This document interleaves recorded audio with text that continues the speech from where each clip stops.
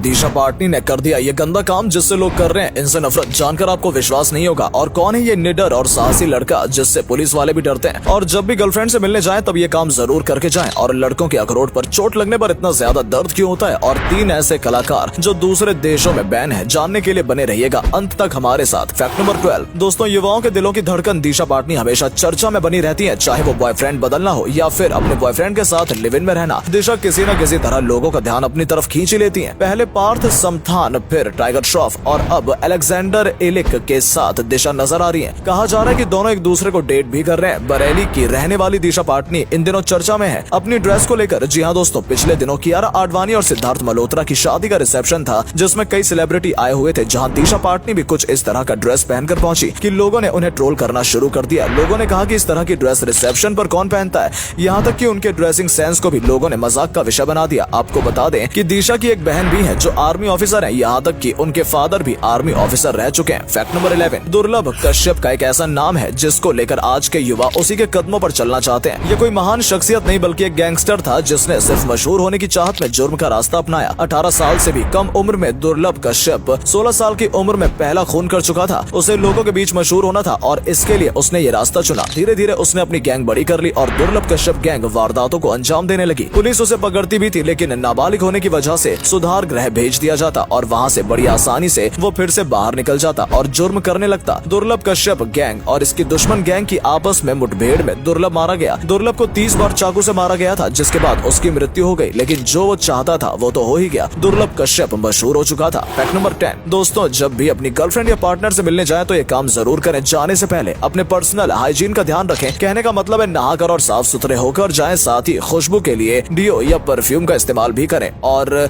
Oral hygiene का भी ध्यान रखें। पान तंबाकू या गुटखा खाकर ना जाएं बल्कि ब्रश करके और अपने मुंह को साफ करके जाएं जिससे किसी तरह की बदबू या गंध आपके मुंह से ना आ रही हो। इसके अलावा भी आप माउथ फ्रेशनर का इस्तेमाल कर सकते हैं जिससे कि आपके मुंह से भी खुशबू आए। ऐसा करने से आपके पार्टनर न सिर्फ इम्प्रेस होंगे बल्कि आपसे बहुत खुश भी होंगे। फैक्ट नंबर 9 दोस्तों, क्या आप जानते हैं सभी देशों की आर्मी रिटायर होने के बाद अपने कुत्तों को जान से मार देती है, लेकिन इंडियन आर्मी ऐसा नहीं करती। ऐसा क्यों, चलिए जानते हैं। दूसरे देशों की आर्मी अपने रिटायर्ड कुत्तों को गोली मार देती है। ऐसा इसलिए क्योंकि ये कुत्ते बहुत ट्रेंड होते हैं। इन्हें बहुत सारी खुफिया जगहों के बारे में भी पता होता है और ये कुत्ते किसी गलत आदमी के हाथ न लग जाएं, इसलिए उन कुत्तों को जान से मार दिया जाता है। लेकिन इंडियन आर्मी के द्वारा ऐसा नहीं किया जाता है। इंडियन आर्मी के कुत्तों को रिटायर होने के बाद आर्मी ऑफिसर या जवान अपने घर ले जाते हैं और इन्हें अपने घर पर रखकर पालते हैं क्योंकि उनके लिए ये कुत्ते किसी परिवार के सदस्य की तरह होते हैं जिन्हें वो मारना नहीं चाहते। फैक्ट नंबर 8 दोस्तों, अक्षय कुमार की पत्नी ट्विंकल खन्ना जब अपने करियर के बुरे दौर से गुजर रही थी, यानी कि जब उनकी सारी फिल्में पिट रही थी, जब एक भी फिल्म हिट नहीं जा रही थी, तब मेला मूवी के दौरान डायरेक्टर ने उनसे राम तेरी गंगा मैली फिल्म के मंदाकिनी के झरने के नीचे नहाने वाले सीन को रिपीट करने के लिए कहा। आपको बता दें मंदाकिनी का ये सीन बहुत कंट्रोवर्शियल सीन था जो कि उस समय के लिए बहुत बड़ी बात थी। तो जब ट्विंकल से ये सीन रिपीट करने के लिए कहा गया कि शायद इससे मूवी हिट हो जाए तो ट्विंकल ने साफ इनकार कर दिया। उन्होंने कहा कि वो ऐसा कोई भी सीन नहीं करेंगी और दूसरी बात उन्होंने कहा कि आप राज कपूर तो है नहीं कि आपके लिए कोई ऐसा सीन किया जाए, और उन्होंने डायरेक्टर को बहुत अच्छे से लड़ताड़ लगाई। फैक्ट नंबर 7 दोस्तों, क्या आपने कभी सोचा है कि टेस्टिकल पर चोट लगती है वो इतने दर्दनाक क्यों होती है? असल में जब भी हमारे शरीर पर चोट लगती है तो उस एरिया में जुड़े नसें हमारे दिमाग में दर्द होने का मैसेज भेजती हैं। शरीर के दूसरे हिस्सों पर जब चोट लगती है तो इतना दर्द महसूस नहीं होता, लेकिन सबसे ज्यादा सेंसिटिव हिस्से टेस्टिकल पर चोट लगने से बहुत ज्यादा दर्द का अनुभव होता है क्योंकि ज्यादातर बॉडी पार्ट्स बोन और मसल से बने होते हैं जिसकी वजह से चोट के इम्पैक्ट को कम कर दिया जाता है। लेकिन टेस्टिकल के साथ ऐसा नहीं होता। वो ना तो किसी हड्डी से जुड़े होते हैं और ना ही शरीर के किसी और मसल से। टेस्टिकल में लगभग 4000 नसें होती हैं और इतनी सारी नसें एक साथ जब चोट का मैसेज दिमाग तक भेजती हैं तो बहुत ज्यादा दर्द का अनुभव होता है। फैक्ट नंबर 6 बॉलीवुड के शहंशाह अमिताभ बच्चन के बेटे अभिषेक बच्चन को कई मायनों में ट्रोल किया जाता है। हालांकि अभिषेक बच्चन के पास टैलेंट की कोई कमी नहीं है और वो अपनी फिल्में 10वीं और गुरु से प्रूव कर चुके हैं। इंडस्ट्री में और भी ऐसे कई कलाकारों के बच्चे हैं जो इंडस्ट्री में आने के बाद भी कुछ भी नहीं कर पाए और फ्लॉप साबित हुए, जैसे कि यश चोपड़ा के बेटे उदय चोपड़ा, जितेंद्र के बेटे तुषार कपूर, मिथुन के बेटे मिमोह, जिन्हें कोई ठीक से जानता तक नहीं है लेकिन उन्हें कोई कुछ कहता नहीं बल्कि सब अभिषेक बच्चन के पीछे ही पड़े रहते हैं। माना कि उनकी कुछ फिल्में फ्लॉप हुई हैं लेकिन उन्होंने ये भी साबित किया है कि टैलेंट उनके अंदर है और सिर्फ पिता के नाम का इस्तेमाल करके वो आगे नहीं बढ़े। हाँ, बात अलग है कि उन्हें ऐश्वर्या राय जैसी बीवी मिली है, शायद इसलिए लोग उनसे चिढ़ते हैं। आपका क्या कहना है कमेंट करके जरूर बताइएगा। फैक्ट नंबर 5 दोस्तों, बात करेंगे 3 ऐसे सेलिब्रिटी के बारे में जो दूसरी कंट्रीज में बैन है। जस्टिन बीबर ने 2013 में अपने एक लाइव कंसर्ट के दौरान अर्जेंटीना के फ्लैग को पैरों तले कुचल दिया था और उसे पैरों से फेंककर फ्लैग का अपमान किया था। इसके बाद उन्हें एक वार्निंग देकर अर्जेंटीना में हमेशा के लिए बैन कर दिया गया। सनी देओल देशभक्ति से भरपूर फिल्में करते हैं जैसे जैसे कि बॉर्डर 2, हीरो, गदर, इंडियन आदि, जिसमें सनी देओल ने पाकिस्तान के खिलाफ एक्शन या नारेबाजी की है, जो कि एक फिल्म का हिस्सा था और यही बात पाकिस्तान को अच्छी नहीं लगी और सनी देओल को पाकिस्तान में बैन कर दिया गया। कैटी पेरी ने 2015 में ताइवान में एक कॉन्सर्ट किया था जिसमें उन्होंने पीले कलर की सनफ्लावर वाली ड्रेस पहनी थी, लेकिन उन्हें ये नहीं पता था कि सनफ्लावर वही फूल है जिसका इस्तेमाल चाइना में प्रोटेस्ट करने वाले लोग करते हैं और इसी के चलते उन्हें चाइना में बैन कर दिया गया। फैक्ट नंबर 4, क्या आपने भी देखा है एयर होस्टेस हमेशा एक छोटा सा बैग लेकर चलती हैं? आखिर इस छोटे से बैग में होता क्या? चलिए जानते हैं। कैबिन क्रू मेंबर हमेशा अपने साथ एक छोटा सा बैग रखते हैं जिसमें उनकी ड्यूटी के दौरान काम में आने वाला सामान होता है, जैसे कि उनके पासपोर्ट, लाइसेंस और थोड़ा बहुत कॉस्मेटिक का सामान।